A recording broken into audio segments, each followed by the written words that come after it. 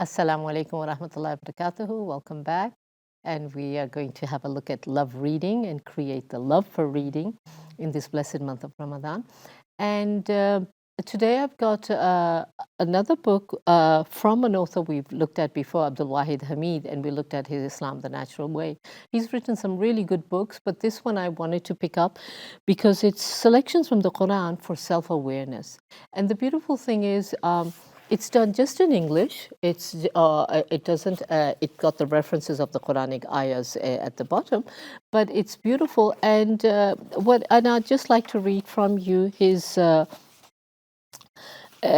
of the things. So it was dedicated to two people. I didn't know that, but usually we have it for our family. He says the two people, the names are given: Julian Stevens and Tariq Amin, who, through Allah's grace and their wonderful God-given skills, helped to restore my sight and make this book possible. So subhanAllah, I do know, and I had mentioned when I was talking about his Islam, the Natural Way, that he wrote a subsequent book on access to Quranic Arabic, on grammar, and in those days there was no quick search engines or anything where you could look up the references. So all the references you took from the Quran to explain a certain grammatic rule, he really plowed through the Quran to do that. And that's when he nearly lost his eyesight, or maybe he did, and now he said this wonderful God-given skill, and that restored his eyesight. So subhanAllah, he's an author, and he you know, especially if you happen to know the authors, like some of them I do, their authenticity, their simplicity, their humbleness, that in itself you'd want to pick up any book done by them. So here, what he says is these selections, and their reflections of the state of as humans, and intend to provide some pointers. And that's the whole point of my love reading, is to give you enough pointers to kindle an interest to want to be reading about ourselves, our Islam, our faith, on ourselves, on our Rasul, to basically empower us that there's so much in our literature that let's, instead of always delving in this dunya thing of brands, sports, this, it's just endless. The cycle is endless. So that's just my pet theme, so forgive me for that. But here he obviously starts with, he says, what does he say? How do we burnish our heart to remove?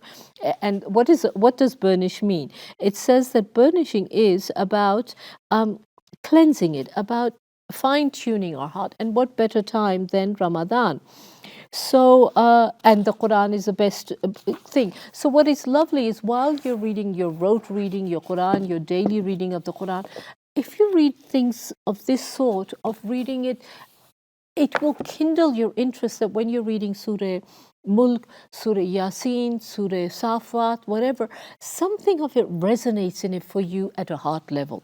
And so how do we burnish our heart to accumulate it? Is that because it means burnishing is getting rid of the rust. And we know that the heart gets rusty, and this is a fine time in Ramadan to cleanse it off that. So these are just what he says, that hold on to the best, most reliable support, which is from the Quran.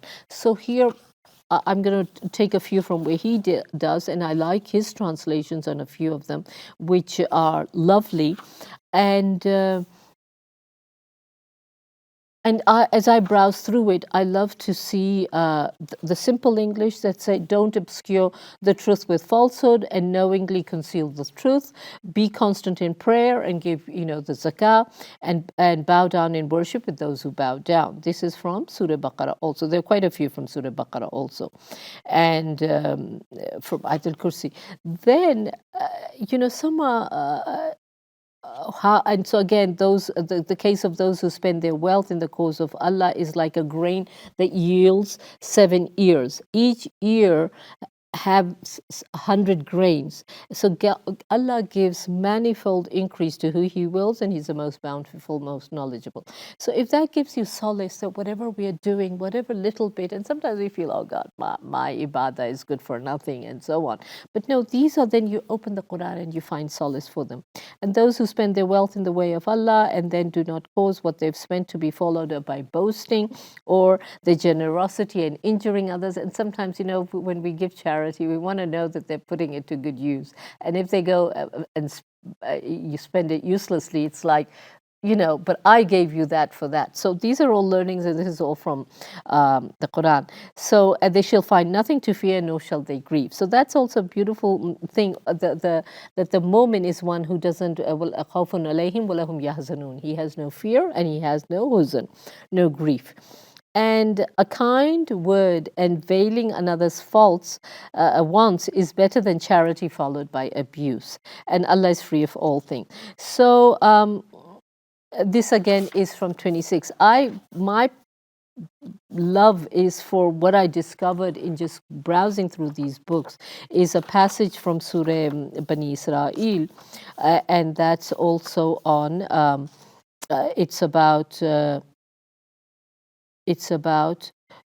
parents, and then when this is all in English, right? So whatever you like, whatever resonates, not just this book, any book of this sort where it's got Quranic ayahs given to you in English, and here this is called a selection of Burnishing the Heart from the Quran, and it says that your sustainer has decreed that you don't worship anybody but him, and you be kind to your parents. And then it's the ayah from Surah Bani Israel, and it says that He knows what's in your heart and He'll forgive you, but this is what you do. Because here is that ayah that Rabbi arhamaka kama rabbayani saghira, oh Allah, have mercy on them and the way they cherished and looked after me when I was young.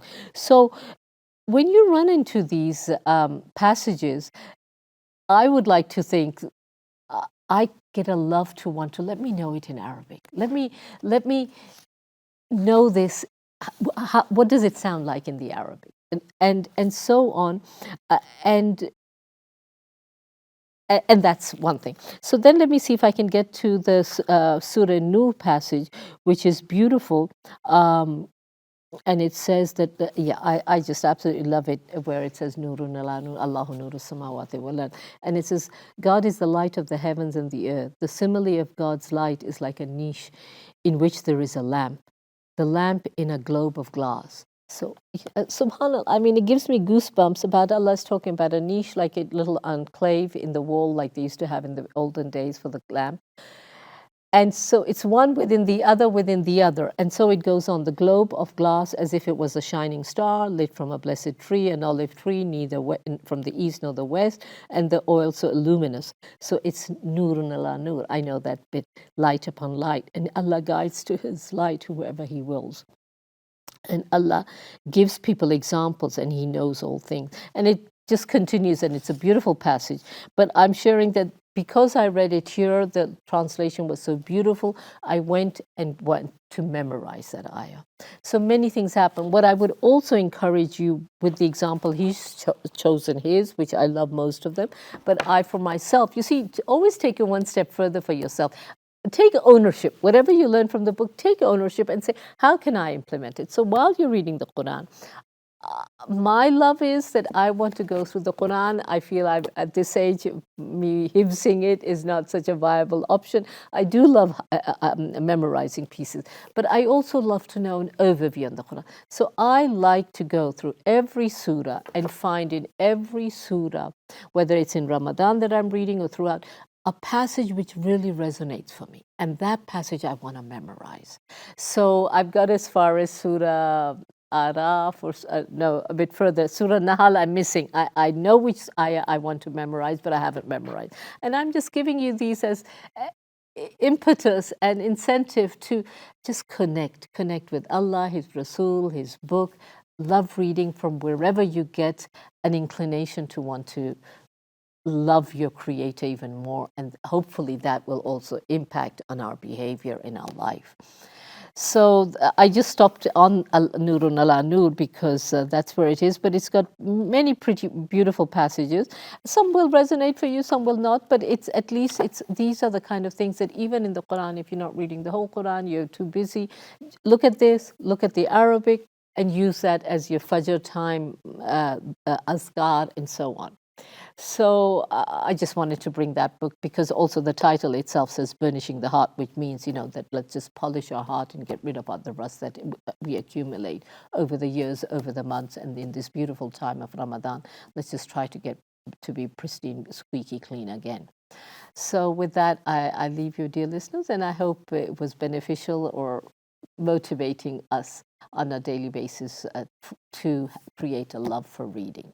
So that, Assalamu alaikum wa rahmatullahi wa barakatuh.